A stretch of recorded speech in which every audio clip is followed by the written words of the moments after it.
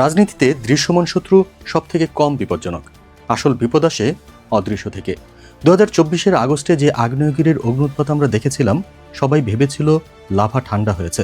কিন্তু ভূতাত্ত্বিকরা জানেন, tectonic plate যখন সরে যায় তখন ভূমিকম্প হতে সময় লাগে না। আমরা দাঁড়িয়ে আছি 2026 সালের দোরগোড়ায়। ক্যালেন্ডার বলছে সামনে নির্বাচন, কিন্তু ইন্টেলিজেন্স রিপোর্ট, কূটনৈতিক পাড়ার ফেসফাস আর বিশ্ববিদ্যালয়ের ক্যাম্পাসগুলোর দেওয়াল লিখন বলছে অন্য কথা। এটি কোনো সাধারণ নির্বাচন নয়, এটি একটি অস্তিত্বের লড়াই। একদিকে 17 বছরের ক্ষমতার ক্ষুধা নিয়ে বিএনপি, যারা মনে করছে রাজসিংহাসন তাদের পৈতৃক সম্পত্তি। অন্যদিকে 2024-এর রক্তে ভেজা স্লোগান নিয়ে দাঁড়িয়ে থাকা জামায়াত, এনসিপি ও ইসলামিক জোট বা ইউনাইটেড বাংলাদেশ ফ্রন্ট। আর এই দুই বিশাল শক্তির মাঝখানে একটা ব্ল্যাক হোল। আওয়ামী লীগ নেই, কিন্তু তাদের 3 কোটি ভোটার আছে। ভারত চুপ, কিন্তু তাদের স্বার্থ আছে। আমেরিকা হাসছে, কিন্তু তাদেরও এজেন্ডা আছে। আজকের এই স্পেশাল ইনভেস্টিগেশনে আমরা উন্মোচন করব সেই সব ফাইল যা মেইন স্ট্রিম মিডিয়া দেখাতে সাহস পায় না। আজ আমরা ব্যবচ্ছেদ করব ইলেকশন 2026।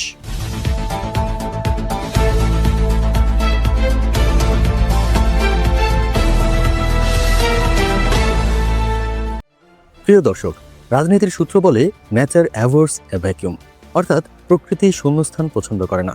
যখনই কোনো রাজনৈতিক শূন্যতা তৈরি হয়, কেউ না কেউ তা পূরণ করতে ছুটে আসে। গত 2 বছরে বাংলাদেশে ঠিক এই ঘটনাটাই ঘটেছে। 2024 সালের 5 আগস্টের পর আওয়ামী লীগের পতনের মধ্য দিয়ে যে বিশাল রাজনৈতিক শূন্যতা তৈরি হয়েছিল, তা পূরণ করার দৌড়ে কারা এগিয়ে? দৃশ্যত মনে হচ্ছে বিএনপি, কিন্তু একটু গভীরে তাকালে দেখবেন এই শূন্যস্থান পূরণ করতে গিয়ে বিএনপি নিজেই এক অদৃশ্য ফাটলের মুখে পড়েছে। কেন আমি এই কথা বলছি? আসুন একটু পেছনের দিকে তাকাই। অন্তর্বর্তীকালীন সরকারের গত 1.5 বছরের পারফরমেন্স এবং নির্বাচন কমিশনের ভূমিকা, এই দুটি বিষয়ে 2026-এর নির্বাচনের প্রেক্ষাপট তৈরি করেছে। সংস্কার কমিশনগুলো তাদের রিপোর্ট জমা দিয়েছে, কিন্তু সব সংস্কার কি বাস্তবায়িত হয়েছে? হয়নি। পুলিশ প্রশাসন, সিভিল প্রশাসন এবং বিচার বিভাগে এখনও এক ধরনের অস্থিরতা বিরাজ করছে। আর এই অস্থিরতাই হলো আসন্ন নির্বাচনের সবথেকে বড় ভেরিয়েবল বা পরিবর্তনশীল উপাদান। মাঠের রাজনীতিতে এখন 3টি স্পষ্ট ধারা বা স্ট্রিম তৈরি হয়েছে। 1. Traditional power house BNP. 2. Emerging power block NCP, Jatiya Nagarik party O Jamaat-e Islami. 3. The silent factor, নিষিদ্ধ বা কোণঠাসা আওয়ামী লীগ এবং তাদের মিত্ররা। আজকের এই বিশ্লেষণে আমরা দেখব এই 3 শক্তির ত্রিমুখী সংঘর্ষে আসলে কে লাভবান হচ্ছে। তবে তার আগে আমাদের বুঝতে হবে নির্বাচনী মাঠের জ্যামিতি বা জিওমেট্রিটা আসলে কেমন। বিএনপির রাজনীতি এখন অটো পাইলট মোডে চলছে। দলটির হাইকমান্ড থেকে তৃণমূল সবার মধ্যে একটি বদ্ধমূল ধারণা তৈরি হয়েছে যে আমাদের আর কিচ্ছু করার দরকার নেই, আমরা এমনিতেই পাস। এই ওভার কনফিডেন্স বা অতি আত্মবিশ্বাসে কি বিএনপির সবচেয়ে বড় দুর্বলতা? তারেক রহমানের নেতৃত্বে বিএনপি তাদের দলকে সুসংগঠিত করার চেষ্টা করেছে, এটা সত্য। তাদের 31 দফা রাষ্ট্র সংস্কারের রূপরেখাও বেশ প্রশংসিত হয়েছে, কিন্তু মাঠের বাস্তবতা ভিন্ন।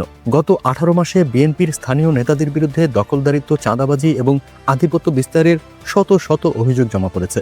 2024-এর বিপ্লবের পর সাধারণ মানুষ আশা করেছিল এক নতুন ধারার রাজনীতি, কিন্তু অনেক ক্ষেত্রে তারা দেখেছে মুখের পরিবর্তন হয়েছে, কিন্তু মুখোশের পরিবর্তন হয়নি। অন্যদিকে বিএনপির ভেতরে এখন 2টি স্পষ্ট গ্রুপ কাজ করছে। 1. দ্য ওল্ড গার্ড, যারা 1991 বা 2001 সালের স্টাইলে দেশ চালাতে চান। তারা মনে করেন প্রশাসন এবং পুলিশকে নিজেদের মতো সাজিয়ে নিলেই কেল্লা ফতে। 2. দ্য রিফর্মিস্ট উইং, যারা তারেক রহমানের নির্দেশে দলকে আধুনিক করতে চান এবং তরুণদের জায়গা দিতে চান। বিএনপির হাইকমান্ড ভেবেছিল 17 বছর পর ক্ষমতার গন্ধে সবাই ঐক্যবদ্ধ থাকবে, কিন্তু একাধিক পত্রিকার রিপোর্ট বলছে দলটির জন্য এখন সবথেকে বড় প্রতিপক্ষ অন্য কোনো দল নাই, বরং তাদের নিজ ঘরের শত্রু। আমাদের হাতে আসা তথ্য মতে মনোনয়ন বঞ্চিত বিএনপির অর্ধশতাধিক সাবেক এমপি ও হেভিওয়েট নেতা দলের সিদ্ধান্তকে বৃদ্ধাঙ্গুলি দেখিয়ে এখন স্বতন্ত্র প্রার্থী। তাদের হাতে ধানের শেষ নেই, কিন্তু তাদের ব্যক্তিগত প্রভাব এবং স্থানীয় ভোট ব্যাংক বিএনপির অফিসিয়াল প্রার্থীর জন্য বড় মাথা ব্যথার কারণ হয়ে দাঁড়িয়েছে। কেন এই বিদ্রোহ? দীর্ঘদিন ক্ষমতার বাইরে থাকায় দলের চেইন অফ কমান্ড ভেঙে পড়েছে। তৃণমূলের নেতারা মনে করছেন এটাই শেষ সুযোগ। কেন্দ্র থেকে বহিষ্কারের হুমকি দেওয়া হলেও মাঠের বাস্তবতা ভিন্ন। বগুড়া, বরিশাল কিংবা নোয়াখালীর মতো দুর্ভেদ্য ঘাঁটিগুলোতেও আজ বিদ্রোহের আগুন।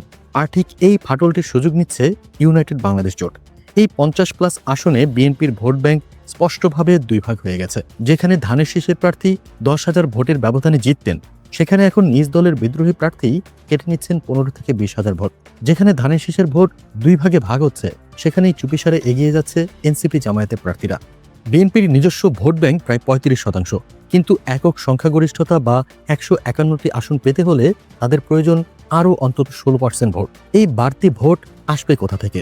সাধারণ ভোটাররা কি বিএনপির উপর আস্থা রাখছে, নাকি তারা বিকল্প খুঁজছে? বিএনপি যখন আত্মতুষ্টিতে ভুগছে, তখন নিঃশব্দে বা বলা যায় অনেকটা রাডারের নিচ দিয়ে উত্থান ঘটেছে এক নতুন শক্তির, ইউনাইটেড বাংলাদেশ।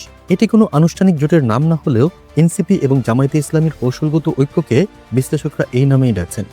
কেন এই জোট শক্তিশালী? এখানে দুটি সম্পূর্ণ ভিন্ন ধারার শক্তি এক হয়েছে।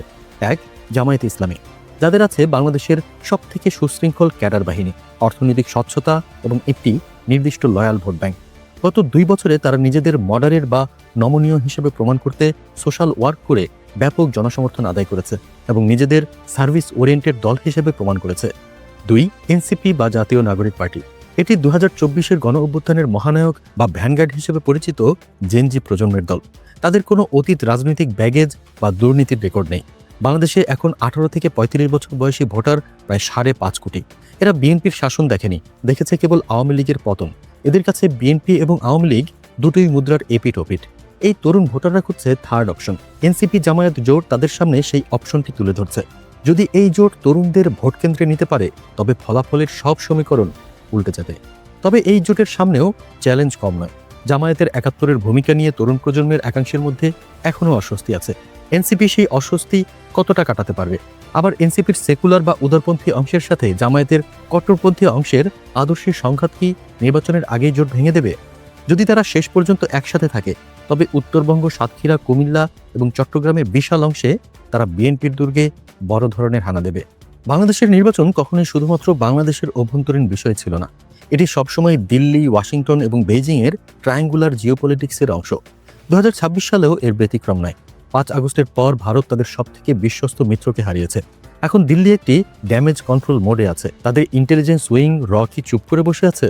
মোটেও না। দিল্লির জন্য সবথেকে ভয়ের কারণ হলো জামায়াত এনসিপি জোটের উত্থান। তারা মনে করে এই জোট ক্ষমতায় এলে বাংলাদেশ পাকিস্তান স্টাইলে চলে যেতে পারে এবং ভারতের উত্তর পূর্বাঞ্চলের নিরাপত্তা হুমকিতে পড়বে। তাই বিশ্লেষকরা মনে করছেন, ভারত পর্দার আড়াল থেকে বিএনপিকে মন্দের ভালো হিসেবে মেনে নিতে পারে, অথবা ছোট ছোট সেকুলার দলগুলোকে উস্কে দিয়ে ভোট ভাগাভাগির খেলা খেলতে পারে। তাদের মূল লক্ষ্য যে কোনো মূল্যে ইসলামপন্থী ও বিপ্লবীদের জোটকে ক্ষমতার বাইরে রাখা। অন্যদিকে আমেরিকা বা পশ্চিমা বিশ্ব চায় একটি স্থিতিশীল বাংলাদেশ, যারা চীনের প্রভাব বলয় থেকে দূরে থাকবে। ডোনাল্ড লু বা মার্কিন স্টেট ডিপার্টমেন্টের সাম্প্রতিক সফরগুলো ইঙ্গিত দেয় যে তারা একটি অংশগ্রহণমূলক নির্বাচন চায়। আমেরিকার জন্য বিএনপির তারেক রহমান এখনো একটি অমীমাংসিত অধ্যায়, কিন্তু এনসিপির তরুণ নেতৃত্বের সাথে পশ্চিমাদের ভালো যোগাযোগ রয়েছে। আমেরিকা কি চাইবে তরুণ নেতৃত্ব ক্ষমতায় আসুক, নাকি তারা স্থিতিশীলতার স্বার্থে কোনো পাপেট গভর্নমেন্ট দেখতে চায়? এদিকে চীন কখনো রাজনীতি নিয়ে উচ্চবাচ্য করে না, তারা ব্যবসা বোঝে।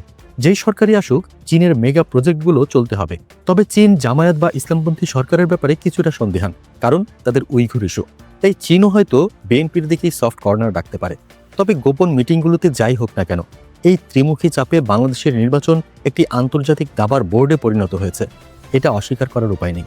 তবে জাতীয় নির্বাচনের ফলাফলের আগাম সংকেত পেতে হলে আপনাকে তাকাতে হবে দেশের বিশ্ববিদ্যালয়গুলোর দিকে। কারণ ইতিহাস বলে, ঢাকা বিশ্ববিদ্যালয় যা ভাবে বাংলাদেশ পরদিন তাই করে। একে বলা হয় রাজনীতির ব্যারোমিটার। 12 ফেব্রুয়ারির নির্বাচনের আগে আমরা দেশের প্রধান পাবলিক বিশ্ববিদ্যালয়গুলোর ছাত্র সংসদ এবং ক্যাম্পাসের রাজনৈতিক চিত্র বিশ্লেষণ করেছি। ফলাফল বিএনপির জন্য অশনি সংকেত। দীর্ঘদিন ধরে ক্যাম্পাসে ছাত্রলীগের একক আধিপত্য ছিল। তাদের পতনের পর সবাই ভেবেছিল সেই শূন্যস্থান পূরণ করবে বিএনপির ছাত্র সংগঠন ছাত্রদল। কিন্তু গত 1 বছরের চিত্র সম্পূর্ণ ভিন্ন। সাধারণ শিক্ষার্থীরা লেজুর ভিত্তিক রাজনীতি এবং পেশি শক্তি প্রত্যাখ্যান করেছে। সাম্প্রতিক ক্যাম্পাস পলিটিক্সে আমরা দেখেছি ইন্ডিপেন্ডেন্ট প্যানেল এবং ইসলামী মূল্যবোধ ও সংস্কারপন্থী ছাত্রজোটের অবিশ্বাস্য উত্থান। কেন এটি গুরুত্বপূর্ণ? 1, জেনজি পালস। ক্যাম্পাসে ছাত্রদলের এই দুর্বল অবস্থান প্রমাণ করে যে জেনজি ভোটাররা বিএনপির ট্র্যাডিশনাল রাজনীতি গ্রহণ করছে না। ক্যাম্পাসের এই তরুণ ভোটাররাই এনসিপি জামায়াত জোটের মূল কোর ভয়েস। 2, influencer effect. এই ছাত্ররাই যখন হল বা ডরমিটরি থেকে ছুটিতে গ্রামে যায়, তারা তাদের পরিবার এবং এলাকার অন্তত 10 থেকে 15টি ভোট প্রভাবিত করে। তারা তাদের বাবা মাকে বোঝাচ্ছে, আমরা রক্ত দিয়েছি পুরনোদের ফেরানোর জন্য নয়, নতুনদের জন্য। আর ঠিক এই জায়গাতেই এনসিপি জামায়াত জোট বা ইউনাইটেড বাংলাদেশ ফ্রন্ট বাজিমাত করছে। ঢাকা বিশ্ববিদ্যালয় থেকে শুরু করে দেশের সকল ছাত্র সংসদ নির্বাচনের সাম্প্রতিক বাতাবরণ বলছে তরুণরা এনসিপি জামায়াত জোট বা ইউনাইটেড বাংলাদেশ ফ্রন্টের দিকেই ঝুঁকছে। ক্যাম্পাসের এই এন্টি এস্টাবলিশমেন্ট ঢেউ যদি ব্যালট বাক্সে আছড়ে পড়ে, তবে আমরা যে বিপ্লবের কথা বলছি তা অনিবার্য। এখন আমি যে বিষয়টি নিয়ে কথা বলবো সেটি সম্ভবত 2026 নির্বাচনের ফলাফল নির্ধারণ করে দেবে। দ্য মিসিং 30% বা আওয়ামী লীগের ভোট। দল নিষিদ্ধ হতে পারে, নেতারা পালাতে পারেন, কিন্তু মাঠ পর্যায়ের কর্মী এবং সমর্থকরা তো দেশেই আছেন, তারা সংখ্যায় কম নয়। এই বিশাল ভোট ব্যাংক এখন কি করবে? আমাদের ইনভেস্টিগেশন সেল 3টি সম্ভাব্য কৌশলের সন্ধান পেয়েছে, যা আওয়ামী হাইকমান্ড যারা দেশের বাইরে পলাতক তাদের কর্মীদের 3টি সিক্রেট ইনস্ট্রাকশন বা গোপন বার্তা দিতে পারে। কৌশল 1, অপারেশন বিষ কাটা। এই কৌশলের মূলমন্ত্র হলো শত্রুর শত্রু আমার বন্ধু। আওয়ামী লীগের কট্টর সমর্থকরা মনে করেন তাদের পতনের মূল কারণ ছিল ছাত্র আন্দোলন এবং জামায়াত এনসিপি জোটকে তারা তাদের অস্তিত্বের জন্য সবচেয়ে বড় হুমকি মনে করে। তাই তারা ভাবে জামায়াত এনসিপি জোট তাদের অস্তিত্বের শত্রু। তাদেরকে ঠেকাতে আওয়ামী ভোট ব্যাংক নীরবে বিএনপি প্রার্থীর বাক্সে ভোট ঢালতে পারে। গোপালগঞ্জ, মাদারীপুর বা শরীয়তপুরের মতো সিটগুলোতে আমরা অদ্ভুত দৃশ্য দেখতে পারি, যেখানে আওয়ামী কর্মীরা ধানের শীষে ভোট দিচ্ছেন। এবং আমরা বিভিন্ন বিচ্ছিন্ন সূত্রে ও ভাইরাল ভিডিওতে ইতিমধ্যে দেখতেও পাচ্ছি বিএনপির বিভিন্ন ক্যান্ডিডেট এবং তাদের লোকাল নেতৃবৃন্দ প্রকাশ্যে এই ধরনের আলোচনা সামনে আনছেন। কৌশল 2, প্রক্সি ক্যান্ডিডেট। আওয়ামী লীগ সরাসরি নির্বাচনে নেই, কিন্তু তাদের অনেক নেতা স্বতন্ত্র বা ইন্ডিপেন্ডেন্ট প্রার্থী হিসেবে দাঁড়িয়েছেন। কোনো কোনো আসনে তারা জাতীয় পার্টি বা অন্য ছোট দলের টিকিটে লড়ছেন। আওয়ামী ভোট ব্যাংক এই প্রক্সি প্রার্থীদের জেতানোর চেষ্টা করবে। কৌশল 3, নেগেটিভ ভোটিং বা বয়কট। যদি তারা দেখে যে তাদের পছন্দের কোনো অপশন নেই, তবে তারা ভোট কেন্দ্রেই যাবে না। এতে ভোট পড়ার হার বা টার্নআউট রেট কমে যাবে। কিন্তু মজার বিষয় হলো, কম টার্নআউট সাধারণত অর্গানাইজড দল বা জামায়াতের মতো ক্যাডার ভিত্তিক দলের জন্য সুবিধাজনক, যা আওয়ামী লীগের জন্য হিতে বিপরীত হতে পারে। তবে মাঠ পর্যায়ের খবর হলো, অধিকাংশ আওয়ামী সমর্থক হিন্দু সম্প্রদায় এবং সেকুলার ভোটাররা নিজেদের নীতিগত নিরাপত্তার কথা ভেবে এনসিপি জামায়াত জোটের ঘোর বিরোধী। এই নেগেটিভ ভোট ব্যাংকটি বিএনপির একমাত্র ভরসা। তবে রাজনীতি যতই গরম হোক, দিন শেষে মানুষ তাকায় তার পকেটের দিকে। It's the economy stupid. Bill ক্লিন্টনের এই বিখ্যাত উক্তিটি বাংলাদেশের ক্ষেত্রেও সত্য। গত 2 বছরে অন্তর্বর্তীকালীন সরকার রিজার্ভ সংকট কিছুটা সামাল দিলেও মূল্যস্ফীতি বা ইনফ্লেশন এখনও ডাবল ডিজিটের কাছাকাছি। ডিম, মুরগি, চালের সিন্ডিকেট ভাঙতে না পারাটা সরকারের বড় ব্যর্থতা। সাধারণ মানুষ, বিশেষ করে নিম্নবিত্ত ও মধ্যবিত্তরা এখন হতাশ। তারা বলছে, হাসিনা গেছে কিন্তু সিন্ডিকেট তো যায়নি। এই হতাশা কার বিরুদ্ধে যাবে? যেহেতু বিএনপি দীর্ঘদিন ক্ষমতার বাইরে, তাই তারা এই অর্থনৈতিক সংকটের দায় সরকারের উপর চাপিয়ে ফায়দা লোটার চেষ্টা করছে। তাদের লোকাল নেতৃবৃন্দের অনেকে বলছে, আমাদের সময় চালের দাম কম ছিল। অন্যদিকে এনসিপি বলছে, এই সিন্ডিকেটগুলো বিএনপির আমলেরই সৃষ্টি, আমরা সিস্টেম বদলাতে চাই। অর্থনৈতিক এই টানাপোড়েন সুইং ভোটার বা দোদুল্যমান ভোটারদের সিদ্ধান্তের উপর বড় প্রভাব ফেলবে। গ্রামের কৃষক বা রিক্সা চালক কোনো জিওপলিটিক্স বোঝে না, সে বোঝে 10 টাকা কেজির চাল। যে দল তাকে এই নিশ্চয়তা দিতে পারবে, ভোট তার দিকেই ঝুঁকবে। সব তথ্য, উপাত্ত, গোয়েন্দা রিপোর্ট এবং মাঠ পর্যায়ের বিশ্লেষণ শেষে গতানুগতিক বিশ্লেষকরা ভাবছেন বিএনপি 17 বছর ক্ষমতার বাইরে, তাই তারাই ন্যাচারাল চয়েস। কিন্তু তারা ভুলে যাচ্ছেন 2024 সালে যারা বুক পেতে গুলি নিয়েছিল, তারা 17 বছরের পুরনো বোতলে নতুন মদ খেতে রাজপথে নামেনি। আপনারা জানেন, রাজনীতিতে যখন পরিবর্তন আর ঐতিহ্যের লড়াই হয়, তখন সবসময় পরিবর্তনই জেতে। আমাদের ডিপ অ্যানালাইসিস সেলের তথ্য অনুযায়ী আমরা আপনাদের সামনে তুলে ধরছি 2026 নির্বাচনের 3টি সম্ভাব্য ফলাফল বা scenario. Scenario 1, the silent revolution বা তরুণদের অভ্যুত্থান। সম্ভাবনা 40% বা সর্বোচ্চ। লজিক, ক্যাম্পাসের রাজনীতি এবং 5 কোটি তরুণ ভোটারের পালস বলছে তারা ওল্ড স্কুল পলিটিক্স বা পুরনো ধারার রাজনীতি হিসেবে বিএনপি এবং আওয়ামী লীগ উভয়কেই রিজেক্ট করছে। তারা ভোট দেবে ভবিষ্যৎ দেখে। এই 5 কোটি তরুণের সাথে যদি গ্রামীণ ধর্মপ্রাণ মানুষ এবং এন্টি এস্টাবলিশমেন্ট ভোট এক হয়, তবে ইউনাইটেড বাংলাদেশ অর্থাৎ এনসিপি জামায়াত জোট সব হিসাব নিকাশ উল্টে দিয়ে 160+ আসন নিয়ে একক সরকার গঠন করবে। এটি হবে ballot Biplab. Scenario 2, the safety valve theory. বিএনপির একক সরকার। সম্ভাবনা 30% বা মাঝারি। বিএনপির সবথেকে বড় দুর্বলতা হলো তাদের নিজস্ব কোনো পজিটিভ ভোট বাড়েনি। তারা নির্ভর করছে আওয়ামী লীগের নেগেটিভ ভোটের উপর। সাথে যুক্ত হয়েছে নিজ দলের 50 জন বিদ্রোহী প্রার্থীর কাটা। যদি শেষ মুহূর্তে তরুণরা বিভক্ত হয়ে যায় এবং সনাতন ধর্মাবলম্বীরা একচেটিয়া ধানের শীষে ভোট দেয়, শুধুমাত্র তখনই বিএনপি 140-150 আসন পেতে পারে। কিন্তু এককভাবে সরকার গঠন করা তাদের জন্য কঠিন হবে। তারা এখন আর অটো চয়েস নয়। সিনারিও 3, দ্য স্পয়লার এফেক্ট, ঝুলন্ত সংসদ। সম্ভাবনা 25% বা সবচেয়ে কম। যদি বিপ্লবের স্রোত তীব্র হয়, তবে ঝুলন্ত সংসদের সুযোগ নেই। স্রোত সবকিছু ভাসিয়ে নিয়ে যাবে। তবে যদি ভোট কাস্টিং কম হয় বা মানুষ ভোট কেন্দ্রে যেতে ভয় পায়, শুধুমাত্র তখনই কোনো দল একক সংখ্যাগরিষ্ঠতা পাবে না। তখন ছোট দলগুলো বা স্বতন্ত্ররা কিং মেকার হবে। তখন 2 শক্তিশালী জোটকে ছোট দলগুলোর সাথে কোয়ালিশন করতে হবে। তবে সেটি হবে বাংলাদেশের জন্য সবথেকে অস্থির সময়, কারণ কোয়ালিশন সরকার মানেই দুর্বল শাসন এবং ঘন ঘন নীতি পরিবর্তন। প্রিয় দর্শক, 2026 সালের 12ই ফেব্রুয়ারি আমরা শুধু ব্যালট পেপারে সিল মারব না, আমরা সিল মারব আমাদের ভাগ্যের উপর। ইতিহাস সাক্ষী, এই বদ্বীপের মানুষ যখনই জেগেছে তখনই হিসেব নিকেশ পাল্টে গেছে।